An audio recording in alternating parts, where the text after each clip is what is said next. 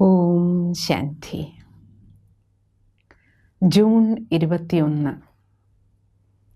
വീണ്ടും ഒരു അന്താരാഷ്ട്ര യോഗ ദിനം വരികയല്ലേ. യോഗ ഡേ ആചരിക്കുമ്പോൾ ചില ആസനങ്ങളുടെ പ്രദർശനങ്ങളും വ്യായാമ മുറകളിലൂടെയും നമ്മളെല്ലാവരും ആഘോഷിക്കാറുണ്ട്. പക്ഷേ യോഗം ഒരു ദിവസം കൊണ്ട് ആഘോഷിക്കാനും ആചരിക്കാനും വേണ്ടി മാത്രമുള്ളതാണോ? ഭാരതീയമായ ദർശനമാണ് യോഗം. യോഗശാസ്ത്രം അരുളുന്നത് സമഗ്ര വ്യക്തി നിർമ്മാണമാണ്. ഒരു കംപ്ലീറ്റ് മാൻ മേക്കിംഗ് പ്രോസസ്സാണ്. പക്ഷെ നമ്മൾ ആലോചിച്ച് നോക്കൂ, ആ രീതിയിലൊരു സമ്പൂർണ്ണ വ്യക്തി നിർമ്മാണ പ്രക്രിയയ്ക്ക് നമ്മൾ എത്രത്തോളം പരിശീലിക്കുന്നുണ്ട്, ശ്രദ്ധ വയ്ക്കുന്നുണ്ട്. നമ്മൾ മനുഷ്യനാണല്ലോ. വെറും ശരീരം മാത്രമാണെങ്കിൽ ബോഡി ബിൽഡിംഗ് കാര്യങ്ങൾ മാത്രം ചെയ്താൽ മതി. പക്ഷേ മനുഷ്യനെന്ന് പറയുമ്പോൾ നമുക്കൊരു ശരീരമുണ്ട്, മനസ്സുമുണ്ട്, ഇല്ലേ? അപ്പോൾ തീർച്ചയായിട്ടും ഒരു യോഗി ജീവിതം എന്ന് പറയുമ്പോൾ നമ്മുടെ ശാരീരികവും മാനസികവും വൈകാരികവും ബുദ്ധിപരവുമായ ഒരു സമ്പൂർണ്ണ പരിശീലനം, സമ്പൂർണ്ണ വികാസം, സമഗ്ര വികാസമാണ് വിഭാവനം ചെയ്യുന്നത്. ഇവിടെ യോഗം എന്ന് കേൾക്കുമ്പോൾ നമ്മൾ മനസ്സിലാക്കേണ്ടത് അതൊരു സംസ്കൃത ധാതുവാണ്. യോഗ എന്ന് കേൾക്കുമ്പോൾ നമുക്കെല്ലാവരുടെയും മനസ്സിൽ തെളിഞ്ഞു വരുന്ന ഇംഗ്ലീഷ് വാക്കാണ്. യോഗം എന്നത് ഇംഗ്ലീഷ് വൽക്കരിച്ചപ്പോഴുണ്ടായതാണ് യോഗ. ധർമ്മം എന്നതിന് ഇംഗ്ലീഷിൽ ധർമ്മ എന്ന് പറയുമല്ലോ, കർമ്മം എന്നതിന് കർമ്മ എന്നും പറയാറുണ്ടല്ലോ. അതേപോലെ യോഗം എന്നതിനാണ് യോഗ എന്ന വാക്ക് ഇപ്പോൾ നമ്മൾ ഇംഗ്ലീഷിൽ ഉപയോഗിക്കുന്നത്. യോഗം എന്ന സംസ്കൃത ധാതുവിൻ്റെ അർത്ഥം യോജിപ്പിക്കുക എന്നതാണ്. ആരുമായി യോജിപ്പിക്കണം? ആത്മാവിനെ പരമാത്മാവുമായി യോജിപ്പിക്കുന്നതിൻ്റെ പേരാണ് യോഗം. ആത്മാ പരമാത്മ യോഗം നടക്കുമ്പോൾ മാത്രമേ നമ്മുടെ ജീവിതത്തിൽ സമ്പൂർണമായൊരു സന്തുലനം ഉണ്ടാക്കുകയുള്ളൂ. കാരണം നമ്മുടെ ശരീരവും മനസ്സും തമ്മിലുള്ള യോഗവും ശരിയാകണം. മനുഷ്യനും തമ്മിലുള്ള യോഗവും ശരിയാകണം. മനുഷ്യനും പ്രകൃതിയും തമ്മിലുള്ള യോഗവും ശരിയാകണം. അതിൻ്റെ എല്ലാം ആധാരമായ കേന്ദ്ര ബിന്ദു എന്ന് പറയുന്നത് ആത്മാവും പരമാത്മാവുമായുള്ള യോഗം ശരിയാകുമ്പോഴേ ആ യോഗത്തിൽ നിന്നാണ് ബാക്കി യോജിപ്പുകളെല്ലാം ശരിയാകുന്നത്. നമ്മൾ പൊതുവെ കേട്ടിട്ടുണ്ടല്ലോ, a sound mind in a sound body എന്നാ പറയാം, അല്ലേ? നല്ലൊരു ശരീരത്തിലൊരു നല്ല മനസ്സുണ്ടാകുള്ളൂ. കാരണം ശരീരത്തിൻ്റെ അസ്വസ്ഥതകൾ നമ്മുടെ മനസ്സിനെയും അസ്വസ്ഥമാക്കും. അപ്പം ശാരീരികമായ അനാരോഗ്യങ്ങൾ മനസ്സിൻ്റെ അനാരോഗ്യത്തിന് കാരണമാകും. നേരെ തിരിച്ചും ആധിയിൽ നിന്ന് വ്യാധിയെന്ന് നമ്മൾ കേട്ടിട്ടുണ്ട്. മനസ്സിൻ്റെ അസ്വസ്ഥതകൾ ശരീരത്തിൻ്റെ അനാരോഗ്യത്തിനും കാരണമാകും. അപ്പം മനസ്സും ശരീരവും തമ്മിലുള്ള യോജിപ്പ് ശരിയാകണം. ശരീരത്തിൻ്റെ ആരോഗ്യത്തിന് നമുക്ക് ശരിയായ ഉറക്കം വേണം, വേണ്ടേ? ശരിയായ ഭക്ഷണം വേണം, ശരിയായ വിശ്രമം നമുക്ക് ആവശ്യമുണ്ട്. ഇത് എല്ലാം ചേരുമ്പോഴേ യോഗി ജീവിതം എന്ന് പറയുള്ളൂ.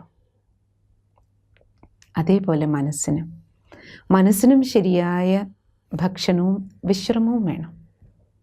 മനസ്സിന് വേണ്ടുന്ന ശരിയായ ഭക്ഷണമാണ് നല്ല ചിന്തകൾ, ശരിയായ ചിന്തകൾ, പ്യുവർ പോസിറ്റീവ് പവർഫുൾ തോട്ട്. അതിനാണ് നമുക്ക് സ്പിരിച്വൽ ആധ്യാത്മികമായ ഒരു സ്റ്റഡിയുടെ ആവശ്യം. ഒപ്പം മനസ്സിന് വേണ്ടുന്ന എക്സർസൈസാണ് മെഡിറ്റേഷൻ, ധ്യാനം.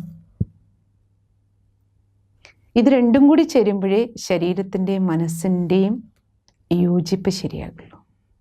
അതേപോലെ മനസ്സുകൾ തമ്മിൽ യോജിപ്പ് ശരിയാകണം. നമ്മളൊരു ഫാമിലി തന്നെ നോക്കൂ, ഒരു യോഗമല്ലേ ഒരു വീടെന്ന് പറഞ്ഞാൽ. അച്ഛനമ്മ, 2 മക്കൾ, അല്ലെങ്കിൽ നമ്മളും അയൽ വീടുകളും, അല്ലെങ്കിൽ നമ്മളൊരു ജോലി ചെയ്യുന്ന സ്ഥലത്ത് എവിടെ നോക്കിയാലും ഒരു യോഗമാണ്. ഒന്നിലധികം ആൾക്കാരുമായിട്ടുള്ള യോഗം, കൂട്ടായ്മകളാണ്. ആ യോജിപ്പ് മനസ്സുകൾ തമ്മിലുള്ള യോജിപ്പ് ശരിയായില്ലെങ്കിൽ, വിയോഗമാണെങ്കിൽ, ചേർച്ചയില്ലായ്മയാണെങ്കിൽ, സ്വരച്ചേർച്ചയില്ലായ്മ വന്ന കുടുംബത്തിലും അസ്വസ്ഥത, അയൽ വീട്ടുകാരുമായിട്ടും ജോലിസ്ഥലത്തും പൊട്ടലും ചീറ്റലും തട്ടലും മുട്ടലും അല്ലേ, ജീവിതത്തിൽ ഒരിക്കലും സുഖശാന്തി ഉണ്ടാകില്ല. അപ്പോൾ മനസ്സുകൾക്കിടയിൽ എന്ത് വേണം? യോജിപ്പ് വേണം. വൈകാരിക പക്വത അവിടെ ആവശ്യമുണ്ട്. അപ്പോഴേ റിലേഷൻഷിപ്പ് കറക്റ്റായിട്ട് പോകാൻ പറ്റും. മനസ്സിൽ തോന്നുന്നതൊക്കെ പറയാൻ നിന്ന ബന്ധങ്ങളെല്ലാം പൊട്ടി തകർന്നു പോകും. എനിക്ക് ദേഷ്യം വന്നു, ദേഷ്യത്തിൽ സംസാരിച്ച പ്രശ്നമാകും. പെട്ടെന്ന് സങ്കടം വന്നു, പെട്ടെന്ന് ആവേശം വന്നു, ആവേശത്തിൽ ഞാൻ പറഞ്ഞു പോയി, അപ്പോൾ അബദ്ധങ്ങളെ വരുള്ളൂ. മനസ്സിൽ തോന്നുന്നതൊക്കെ വികാര വിക്ഷോഭത്തിന് അടിമപ്പെട്ട് പറയാൻ പാടില്ല. അതുകൊണ്ടാണ് പറയണത്, മനസ്സിന് ബുദ്ധിയില്ല, ബുദ്ധിക്കേ ബുദ്ധിയുള്ളൂ. അപ്പം നമ്മുടെ തീരുമാനങ്ങൾ ബുദ്ധിപരമായിരിക്കണം. അതിനെന്ത് വേണം? വൈകാരിക പക്വത വേണം. ഇൻ്റലക്ച്വലായിട്ടുള്ള മെച്യൂരിറ്റിയും ആവശ്യമുണ്ട്, ഇമോഷണൽ മെച്യൂരിറ്റിയും വേണം. അതാണ് യോഗ്യ ജീവിതം. പിന്നെ മനുഷ്യനും പ്രകൃതിയും തമ്മിലുള്ള താളാത്മകത വേണം. ഈ ശരീരവും പ്രകൃതി തത്വങ്ങളുടെ ദാനമാണ്. നമ്മൾ ശ്വസിക്കുന്നതും കഴിക്കുന്നതും കുടിക്കുന്നതും ജീവിക്കുന്നതും 5 തത്വങ്ങളുടെ, ഭൂമി, വെള്ളം, വായു, ആകാശം, അഗ്നി, ഈ 5 പേരുടെ ദാനമാണ് നമ്മുടെ എല്ലാവരുടെയും ജീവിതത്തിൻ്റെ നിലനിൽപ്പിൻ്റെ ആധാരം അല്ലേ?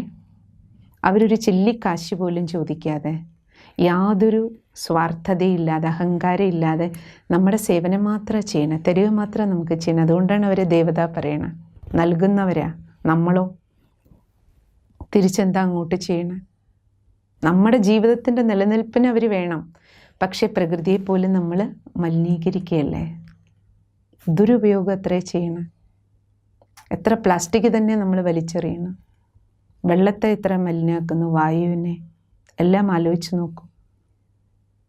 കുഞ്ഞുനാൾ മുതലൊരു മരം നട്ട് വളർത്തുന്ന ഒരു ശീലം, ഒരു ചെടിയെങ്കിലും വെച്ച് ഇത്തിരി വെള്ളം ഒഴിച്ചു കൊടുക്കാൻ, നമ്മുടെ വീട്ടിൽ ഇത്തിരി മണ്ണുണ്ട്, അവിടെ ഇത്തിരി കൃഷി ചെയ്യണം. ഒരു ചെടിയോ ഒരു വെണ്ടയോ ഒരു പയറോ വയ്ക്കുന്ന ഒരു ശീലം കുട്ടിക്കാലം മുതൽ നമുക്ക് വേണം. അപ്പോഴാണ് പ്രകൃതിയായിട്ട്, മണ്ണുമായിട്ട് മനസ്സുകൾ ഇണങ്ങണം. ഇതിനെല്ലാം ഉപരിയായ യോഗം, ഇതിനെല്ലാം ടോട്ടൽ നമ്മുടെ ജീവിതത്തിൻ്റെ മൂലാധാരം ആത്മാവും പരമാത്മാവുമായിട്ടുള്ള യോഗമാണ്. കാരണം ഈ ശരീരം എന്ന് പറയുന്ന ഒരു വണ്ടി മാത്രമാണ്, ഇതിനുള്ളിലിരിക്കുന്ന ഡ്രൈവറാണ് ആത്മാവ്.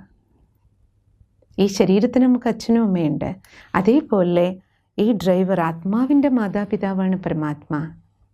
ശരീരത്തിന് നമുക്ക് വേണ്ടതെല്ലാം പ്രകൃതിയിൽ നിന്ന് കിട്ടണു, മാതാപിതാവ് തരുന്നു, ബാക്കി എല്ലാവരും തരുന്നു. ആത്മാവിന് വേണ്ടത്, മനസ്സിന് വേണ്ടത് സുഖം, ശാന്തി, സന്തോഷം, ശക്തി. ഈ ബാറ്ററി ഡിസ്ചാർജ് ആയിരിക്കുകയാണ്. ആ ഡിസ്ചാർജ് ബാറ്ററിയുടെ തെളിവാണ് പെട്ടെന്ന് ദേഷ്യവും പെട്ടെന്ന് ആവേശവും ഒക്കെ നമുക്ക് വരുന്നത് അല്ലേ? അപ്പോൾ ഇവിടെ ചാർജ് വേണം. നമുക്ക് ചാർജ് ചെയ്യാനുള്ള പവർ ഹൗസാണ് സർവശക്തിവാൻ. ആ പവർ ഹൗസിൽ ചാർജ് ചെയ്ത് ഇവിടേക്ക് ചാർജ് നിറഞ്ഞാലേ ഈ ഡ്രൈവർ പവർഫുള്ളായാലേ ഈ വണ്ടി പ്രോപ്പറായിട്ട് നമുക്ക് മാനേജ് ചെയ്യാൻ പറ്റുള്ളൂ.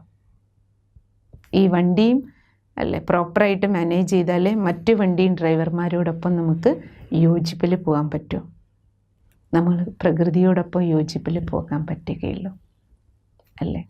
അപ്പോൾ എല്ലാ യോജിപ്പിൻ്റെയും ആധാരമായിട്ടുള്ള യോജിപ്പ്, നമുക്ക് പവർ കിട്ടാൻ, കറണ്ട് കിട്ടാൻ ഈ യോജിപ്പിലൂടെ, പരമാത്മാവുമായിട്ടുള്ള യോജിപ്പിൻ്റെ പേരാണ് സർവശ്രേഷ്ഠ യോഗം, ധ്യാനം അല്ലെങ്കിൽ രാജയോഗം എന്ന് പറയണം. അതിൽ നമുക്ക് ഈ ബാറ്ററി ഒരു പവർ ബാങ്ക് ആക്കി മാറ്റാം. ആ പവർ ബാങ്ക് നമുക്ക് യൂസ് ചെയ്യാം. അങ്ങനെ നമുക്ക് ഈ വർഷം യോഗം ഒരു യോഗി ജീവിതമാക്കി മാറ്റാനായി ആചരിക്കാം. ഓം ശാന്തി.